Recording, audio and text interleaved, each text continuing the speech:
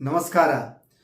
ಇವತ್ತಿನ ವಿಶೇಷ ಸಂಚಿಕೆಯಲ್ಲಿ ಮತ್ತೊಂದು ವೈರಲ್ ಟಾಪಿಕ್ ಬಗ್ಗೆ ನಾವು ಡಿಸ್ಕಸ್ ಮಾಡೋಣ. ನಮ್ಮ ಭಾರತದಲ್ಲಿ ತುಂಬ ವೈರಲ್ ಆಗಿರೋ ಟಾಪಿಕ್ ಅಂದರೆ ನಮ್ಮ ಈ ಕಾಕ್ರೋಚ್ ಪಾರ್ಟಿ. ನಾನು ನನ್ನ ಪ್ರತಿಯೊಂದು ಸೆಷನ್ನಲ್ಲಿ, ಪ್ರತಿಯೊಂದು ಟಿ ವಿ ಸೆಷನ್ನಲ್ಲಿ ನಾನು ಕೊನೆಯದಾಗಿ ನನ್ನ ಒಂದು ಸಂದೇಶವನ್ನು ಪ್ರತಿಯೊಂದು ಯುವಕರಿಗೆ, ಮಕ್ಕಳಿಗೆ, ಅಂದರೆ ಇದನ್ನು ನೀವು ಜೆನ್ ಝಿ ಅಂತ ಹೇಳ್ಬೋದು, ಅವ್ರಿಗೆ ಸಂದೇಶವನ್ನು ಕೊಡ್ತಾನೇ ಬರ್ತಾ ಇದ್ದೀನಿ. ಈ ವರ್ಷ ಸ್ಟಾರ್ಟಿಂಗಿಂದ ನೋಡ್ಬೋದು ಎಲ್ಲ ಎಪಿಸೋಡು.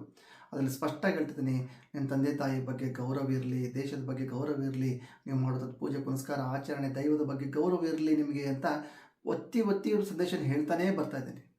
ಸೊ ಅದೇ ನಿಟ್ಟಿನಲ್ಲಿ ಇವತ್ತು ನಮ್ಮ ಒಂದು ಜೆನ್ ಝಿ ಅನ್ನುವಂಥದ್ದು ತುಂಬ ಒಂದು ಕಾಕ್ರೋಚ್ ಪಾರ್ಟಿ ಅಂತ, ವ್ಯಂಗ್ಯವಾದಂತಹ ಕಾಕ್ರೋಚ್ ಪಾರ್ಟಿ ಅಂತ ಅವರು ರೆಡಿ ಮಾಡಿ ಅದರಿಂದ ಆಂದೋಲನವನ್ನು ಮಾಡ್ತಾ ಇದ್ದಾರೆ. ಸೊ ಇವಾಗ ಈ ಆಂದೋಲನ ಎಷ್ಟು ದಿನ ನಡೆಯುತ್ತೆ, ಅಥವಾ ಈ ಕಾಕ್ರೋಚ್ ಪಾರ್ಟಿ ಒಂದು ತನ್ನದೇ ಆದಂತಹ ಇಂಪ್ಯಾಕ್ಟನ್ನು ಮಾಡಬೇಕಾದಾಗ ಇದೇನಾದರೂ ಎಫೆಕ್ಟಿವ್ ಆಗಿರ್ತದ, ಅಥವಾ ಇದು ಸರ್ಕಾರನ ಬೀಳಿಸುವಂತಹ ಶಕ್ತಿ ಇದಕ್ಕಿದೆಯಾ, ಅಥವಾ ಇದರ ಹಿಂದಿರುವಂತಹ ಜನರ ಕೈವಾಡ ಎಕ್ಸ್ಪೋಸ್ ಆಗುತ್ತಾ? ಸೊ ಕಂಪ್ಲೀಟಾಗಿ ಇವತ್ತು ಕಾಕ್ರೋಚ್ ಪಾರ್ಟಿ ಬಗ್ಗೆ ನಾವೊಂದು ಭವಿಷ್ಯವಾಣಿ ಆಟೋ ರೈಟಿಂಗ್ ಮುಖಾಂತರ ಏನಾಗುತ್ತೆ ಅಂತ ನೋಡೋಣ. ಈ ಹಿಂದೆನೂ ಕೂಡ ನಾವು ಕಾಕ್ರೋಚ್ ಪಾರ್ಟಿ ಬಗ್ಗೆ ಒಂದು ಸಂಕ್ಷಿಪ್ತವಾಗಿ ಒಂದು ಪ್ರೊಡಿಕ್ಷನ್ ಕೊಟ್ಟಿದ್ವಿ, ಬಟ್ ಇವಾಗ ಇನ್ ಡೀಟೇಲ್ ಆಗಿ ನೋಡೋಣ. ಇವಾಗ ಕಾಕ್ರೋಚ್ ಪಾರ್ಟಿ ಆಟೋ ರೈಟಿಂಗ್ ಮುಖಾಂತರ ಏನು ಹೇಳುತ್ತೆ ಅಂತ ನೋಡೋಣ. ಒಂದು 6 ಕ್ವಶನ್ಸ್ನ ಲಿಸ್ಟ್ ಔಟ್ ಮಾಡಿದ್ದೀನಿ. ಸೊ 6 ಕ್ವಶನ್ಗೆ ಆಟೋ ರೈಟಿಂಗಲ್ಲಿ ಏನು ನಮಗೆ ಭವಿಷ್ಯವಾಣಿ ಬರುತ್ತೆ ಅಂತ ನೋಡೋಣ. ಒಂದನೇದು, does cockroach party has A positive intention, ಅಂದರೆ ವಿದ್ಯಾರ್ಥಿಯ ಪರವಾಗಿ, ವಿದ್ಯಾರ್ಥಿಗಳ ಏಳಿಗೆಗೋಸ್ಕರವಾಗಿ ಈ ಒಂದು ಕಾಕ್ರೋಚ್ ಪಾರ್ಟಿ ಎಸ್ಟಾಬ್ಲಿಷ್ ಆಗಿದೆಯಾ, ಮತ್ತು ಇದರಿಂದ ಸ್ಟೂಡೆಂಟ್ಗಳಿಗೆ ಬೆನಿಫಿಟ್ ಆಗುತ್ತಾ, ಓವರಾಲ್ ಆಗಿ ಇದರ ಎಫೆಕ್ಟು, ಇದರ ಇಂಟೆನ್ಷನ್ ಪಾಸಿಟಿವ್ ಆಗಿದೆಯಾ ಇಲ್ಲ ಅಂತ ನೋಡೋಣ.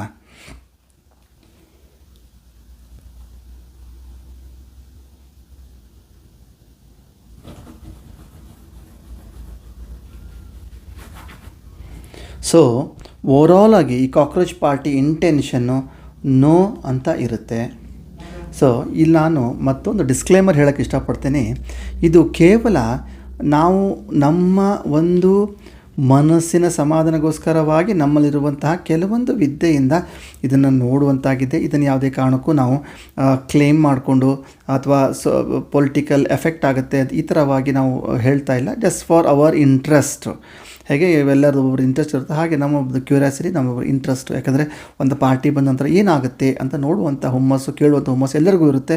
ಅದೇ ನಿಟ್ಟಿನಲ್ಲಿ ನನಗೂ ಕೂಡ ಇದೆ. ಸೊ ಆ ನಿಟ್ಟಿನಲ್ಲಿ ನಾನು ಇವತ್ತು ಪ್ರಶ್ನಾವಳಿಯನ್ನು ನೋಡ್ತಾ ಇದ್ದೀನಿ. ಸೊ ಮೊದಲನೇ ಪ್ರಶ್ನೆಗೆ ಕೇಳಿದಾಗ ಅದು ಪಾಸಿಟಿವ್ ಇಂಟೆನ್ಷನ್ ಇದೆಯಾ ಅಂತ ಕೇಳಿದಾಗ ಅದು ನೋ ಅಂತ ಬಂತು.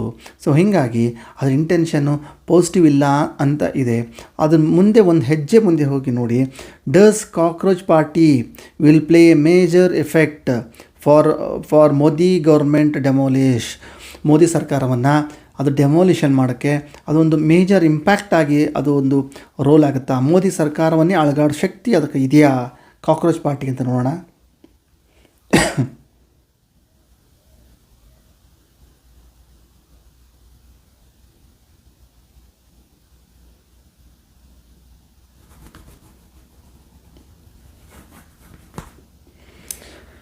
ಮೈನರ್ ಎಫೆಕ್ಟ್ ಅಂತ ತೋರಿಸುತ್ತೆ. ಅಂದರೆ ಚಿಕ್ಕ ಮಟ್ಟಿಗೆ ಸ್ವಲ್ಪ ಎಲ್ಲೋ ಅದು ವೈಬ್ರೇಷನ್ ಕೊಡ್ಬೋದು ವಿನಃ ಮೋದಿ ಸರ್ಕಾರವನ್ನೇ ಬೀಳಿಸುವಂತಹ ಶಕ್ತಿ ಅದಕ್ಕಿಲ್ಲ. ಈ ಹಿಂದೆ ನೋಡಿ ಬಾಂಗ್ಲಾದೇಶಲ್ಲಾಯಿತು, ನೇಪಾಳಲ್ಲಾಯಿತು, ಸೊ ಮತ್ತು ಶ್ರೀಲಂಕಾಗಳಲ್ಲಿ ಆಂದೋಲನಗಳಾಯಿತು. ಸೊ ಈ ಥರವಾದಂತಹ ದೊಡ್ಡ ಮಟ್ಟಿಗೆ ಸರ್ಕಾರನ ಪತನ ಮಾಡೋ ಶಕ್ತಿ ಅದಕ್ಕಿಲ್ಲ, ಬಟ್ ಮೈನರ್ ಎಫೆಕ್ಟ್ ಕೊಡುತ್ತೆ ಅಂತ ಹೇಳ್ತಾ ಇದೆ. Does India need a cockroach party? Cockroach party ಭಾರತಕ್ಕೆ ಇದು ಅವಶ್ಯಕತೆ ಇದೆಯಾ? ಇದರದ್ದು ಅವಶ್ಯಕತೆ ಇದೆಯಾ? ಯಾಕೆಂದರೆ ಇದು ಆಲ್ರೆಡಿ ಇದು ಇಂಟೆನ್ಷನೇ ನೋ ಅಂತ ಬಂದಾಗ ಇವಾಗ ಪ್ರಶ್ನೆ ಬರುವಂಥದ್ದು, ಭಾರತಕ್ಕೆ ಇದು ಅವಶ್ಯಕತೆ ಇದೆಯಾ?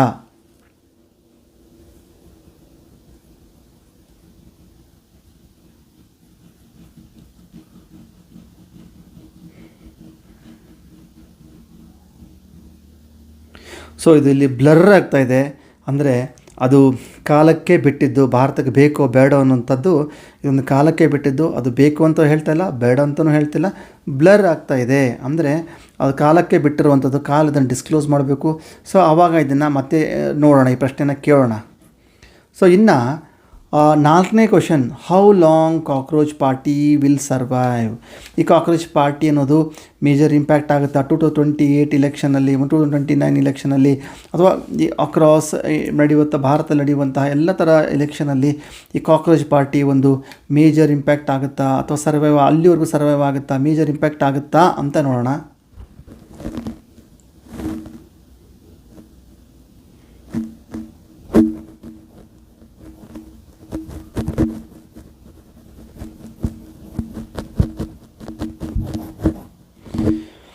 ಶಾರ್ಟ್ ಅಂತ ಕೊಡ್ತಾ ಇದೆ.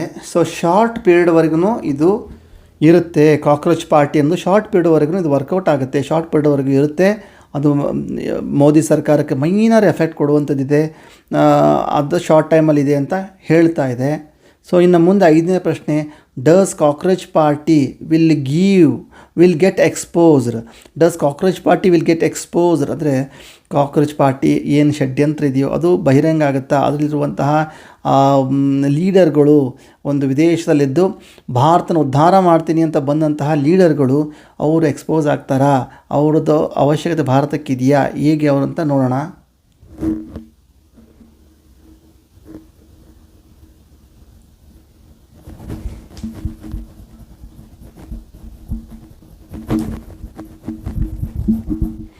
ಸೊ ಆಲ್ಮೋಸ್ಟ್ 1 ಮಂತ್ ಒಳಗಡೆ ಅಲ್ಲಿ ಮೇಜರ್ ಚೇಂಜಸ್ ಆಗುತ್ತೆ. ಅಂದರೆ ಆಲ್ಮೋಸ್ಟ್ 1.5 ಮಂತ್ ಒಳಗೆ ಮೇಜರ್ ಚೇಂಜಸ್ ಆಗುತ್ತೆ, ಅಂದರೆ ಮೇಜರ್ ಎಫೆಕ್ಟ್ ಬೀಳುತ್ತೆ ಅಂತ ಪ್ರಿಡಿಕ್ಷನ್ ಬರ್ತಾ ಇದೆ.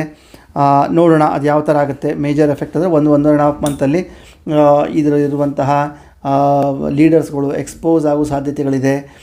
ಅವ್ರದ್ದು ಒಂದು ಕರ್ಮಕಾಂಡಗಳಿದೆ ಅವೆಲ್ಲ ಕೂಡ ಬಯಲಿಗೆ ಬರುವಂಥ ಸಾಧ್ಯತೆ ಇದೆ. 1.5 ಮಂತ್ ಅಂತ ಅದು ಹೇಳುತ್ತೆ, ಬಟ್ ಅಕ್ಕಪಕ್ಕದಲ್ಲಿ ಆಗ್ಬೋದು, ಬಟ್ ಎಕ್ಸ್ಪೋಸ್ ಆಗಿ ಆಗ್ತಾರೆ. ಸೊ ಟೈಮ್ ಡ್ಯೂರೇಷನ್ 1.5 ಮಂತ್ ಅಂತ ನಾನು ಹೇಳಲ್ಲ, ಬಟ್ ಇದು ಬರೆದಿರೋದು 1.5 ಮಂತ್ ಅಂತ ಬರೆದಿದೆ. ಬಟ್ ಅದು ಕೂಡ ಕಾದು ನೋಡೋಣ ಯಾವಾಗ ಎಕ್ಸ್ಪೋಸ್ ಆಗ್ತಾರಂತೆ. ಇನ್ನು 6ನೇ ಕ್ವಶನ್ ಬಂದು, does cockroach party will effect Karnataka. ನಮ್ಮ ರಾಜ್ಯಕ್ಕೆ ಕಾಕ್ರೋಚ್ ಪಾರ್ಟಿ ಎಫೆಕ್ಟ್ ಆಗುತ್ತಾ, ನಮ್ಮ ರಾಜ್ಯದಲ್ಲೂ ಜಿರಳೆಗಳ ಪಾರ್ಟಿಗಳು ರೆಡಿ ಆಗುತ್ತಾ, ಅದು ಕರ್ನಾಟಕ ಎಫೆಕ್ಟ್ ಬೀಳುತ್ತಾ ಅಂತ ನೋಡೋಣ.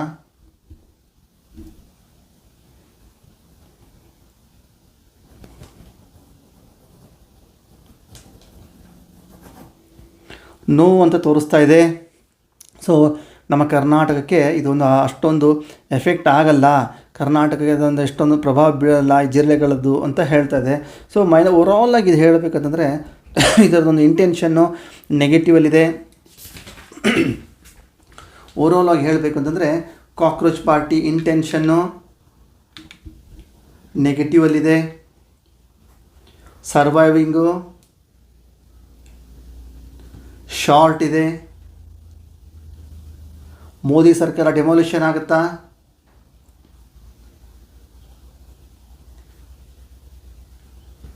ಮೋದಿ ಸರ್ಕಾರ ಡೆಮಾಲಿಷ್ ಮಾಡೋ ಶಕ್ತಿ ಇದೆಯಾ, ಇಲ್ಲ, ಬಟ್ ಮೈನರ್ ಎಫೆಕ್ಟ್ ಆಗುತ್ತೆ ಅಂತ ಹೇಳ್ತಾ ಇದೆ. ಕರ್ನಾಟಕಕ್ಕೆ ಎಫೆಕ್ಟ್ ಆಗುತ್ತಾ, ಇಲ್ಲ ಅಂತ ಹೇಳುತ್ತೆ. ಬಟ್ ಒಂದು ತಮಾಷೆ ನೋಡ್ಬೋದು, ಇದು ಕರ್ನಾಟಕ ಎಫೆಕ್ಟ್ ಆಗಲ್ಲ ಅಂತ ಹೇಳ್ತಾ ಇದೆ.